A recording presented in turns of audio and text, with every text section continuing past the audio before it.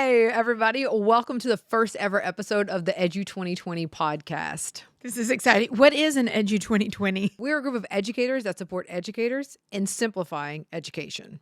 That was a lot of educating. I know. That's what we're here for. Anywho, today is episode 1, so we're super excited. Thank you for joining us. Shannon, what are we going to be talking about today? Today, we're going to be answering the question, what is good teaching? What does that even mean? That's a loaded question, Shannon. So, I'm going to toss it over to you first. So I want you to think back when you were in school, and I want you to think about some teachers who really had an impact on you or made a difference. What did they do that made them just good teachers? I think, thinking that far back, I got to dust off. In a minute. Memories. Been a minute. I think one of the most impactful things that teachers did for me was just the consistency of everything. Yes, there were cutesy activities. Yes, they were fun. But when I knew there was going to be a structure to a teacher's, a classroom, did that mess up? Are we good?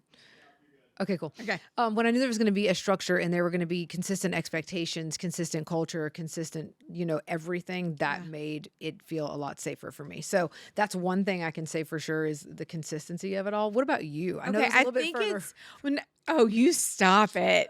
No, I think it's interesting that you went back to consistency and expectations, because I have these flashback big moments of, it was, of course, the teachers who cared, the teachers who made you feel important, being in the room. It's about relationships, but you're really making me think about those teachers who had high expectations.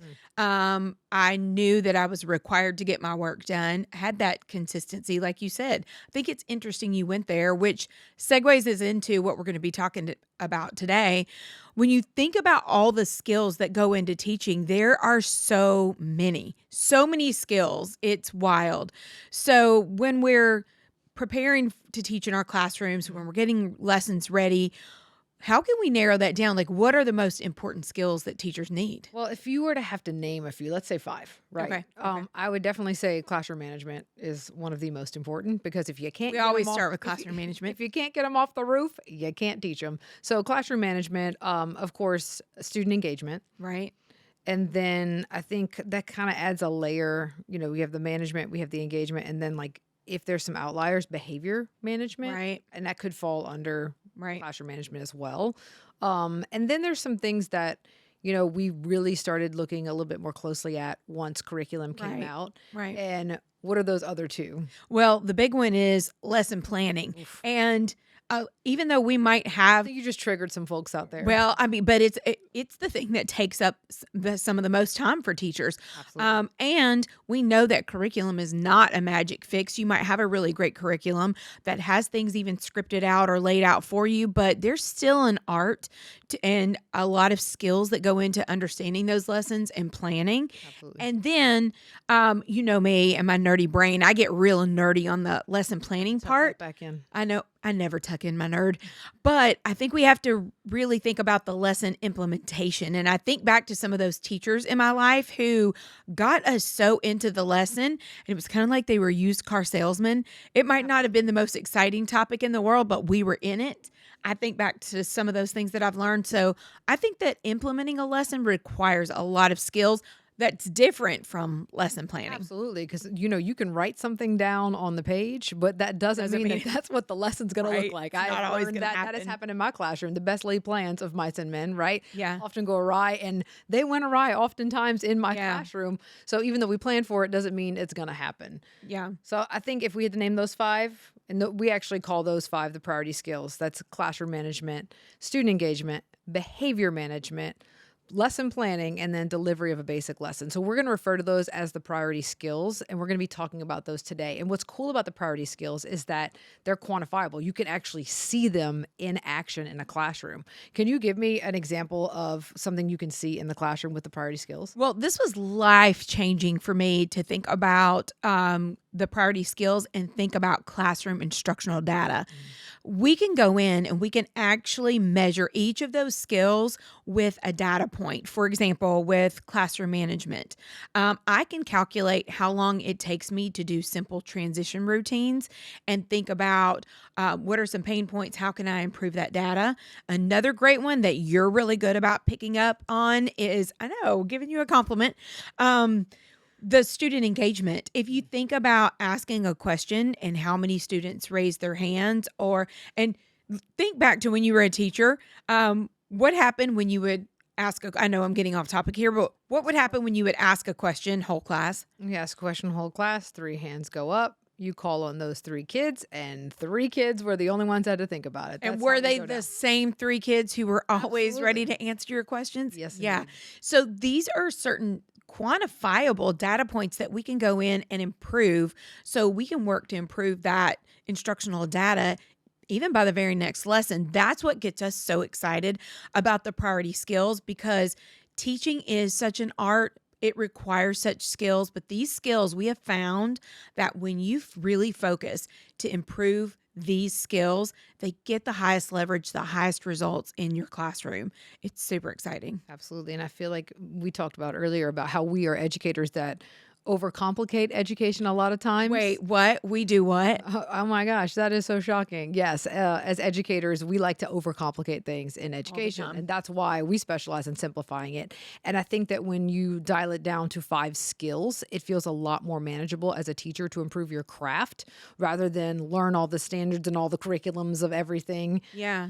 It seems very overwhelming, especially new teachers. If you can get good at those 5 skills and just practice it, it's like literally like lifting weights. You practice your management, you practice your engagement. If you can get really good at those 5 things, you can input any content, as a teacher. It just makes your life easier. And when I say we overcomplicate education, think about all of the rubrics. And I know that there's a lot of teachers out there. You've been rubriced to death. I know that sometimes we rubric our students to death, but teachers especially, they get lots of rubrics. Right.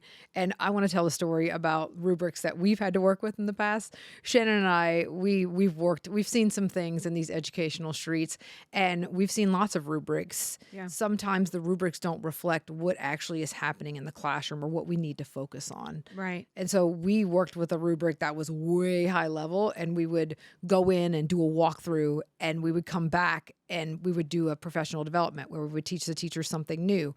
Then we would go do another walkthrough, and we would look at the data from this intense rubric, and nothing changed. So we couldn't figure out, like, what is the problem? Is it something with us? Is it us? Are we the problem? Right. And what it all boiled down to is that the rubric was way too intense. We needed to simplify. And so looking at just those 5 things, again, new teachers, old teachers, veteran teachers. I didn't mean to call people old. Veteran teachers. Like you did me. My bad. Those 5 skills are a game changer. And a lot of times when you have issues in your classroom, if you look back through it, when it comes down to a root cause analysis, it usually is one of the priority skills. So speaking of that, tell me a little bit about something we train about or in when it comes to these 5 priority skills, the Pareto principle. Tell me about that. Oh, that's one of my favorite topics. When I learned about the Pareto principle, it changed the game for me. But it was like 80% of your problems are really only stemming from about 20% of your causes.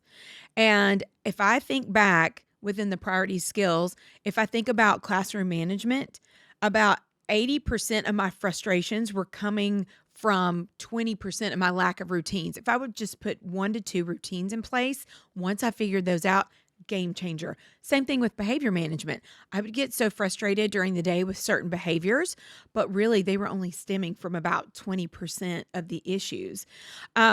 This was so life-changing for us when we realized about the priority skills and collecting that data. We even changed our walkthrough process. We don't go in with big rubrics anymore.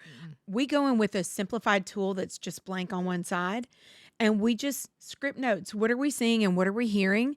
And if we see patterns within the priority skills, we just start collecting data on that. And then we look and we see, and we did this through our own instruction as well, but we come out and we say, what's getting in the way of learning the most?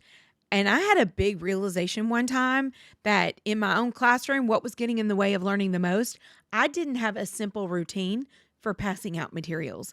The amount of time it was taking or the behaviors that it was causing, and that was on me, was just because of a lack of routine. The bane of my existence was pencils. Pens. Oh, now you're showing your age. Yes. No, I'm just kidding.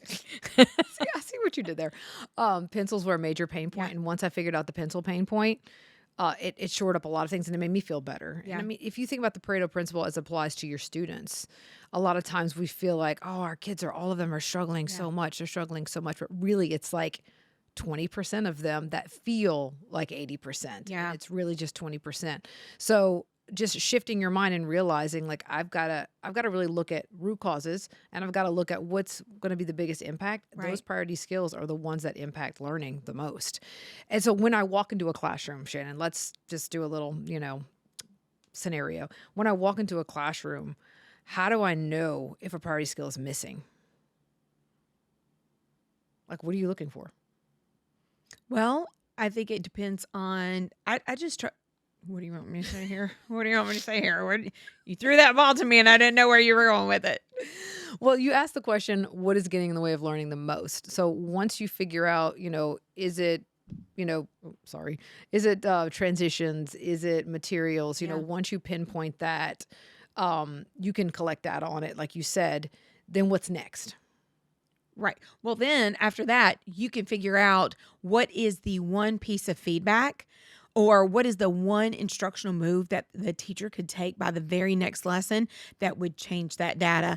And when we give feedback to teachers framed on the data, like we're not trying to change the teacher, we're trying to change that classroom instructional data. We've had so many teachers tell us that this feels like relief.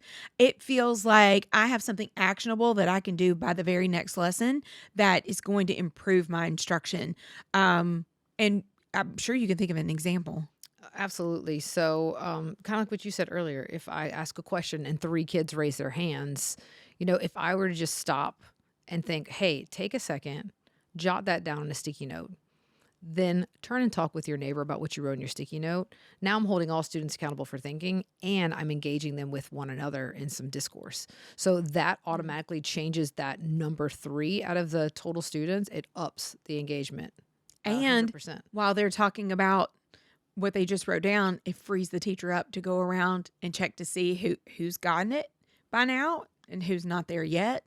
So there's just so many simplified moves. And I would love that kind of feedback rather than something general that's just, hey, you need to increase student engagement. Hey, you need to, because I'm working as hard as I can. So if you can give me a piece of data that changes my next lesson, that feels powerful to me. And so leaders, if you are listening, I know we have teachers on the podcast. I know leaders might be listening as well. Just remember that like a lot of times when you walk into a classroom, there are so many things that catch your eye that you could give feedback on, but really hone in on what is getting in the way of learning the most. And then what is one actionable step I can give the teacher for the next class period that will change that data. We don't need to give teachers more things. They have enough things. Yeah. And teachers, I know you're listening and saying, amen, Courtney, preach. Hallelujah. So leaders, really just think about that one question. What is getting rid of the learning the most? And give teachers feedback on that one thing. In the meantime, in the next couple of episodes, we're going to be digging into So exciting. each priority skill and unpacking some different things that you can do to strengthen that muscle for each of those priority skills. So you're definitely going to want to tune in to some upcoming episodes because we're going to do a deep dive in each of those. Yes. In the very next episode, what are we going to talk about? We're going to be talking about Classroom management. So make sure that you hit subscribe and join us for episode 2 because it's going to get wild. And be ready because we will sometimes share some resources in the show notes. We're going to get really nerdy. It's going to be awesome. So thank you for joining us for our first episode and hopefully we will see you back for our next few episodes.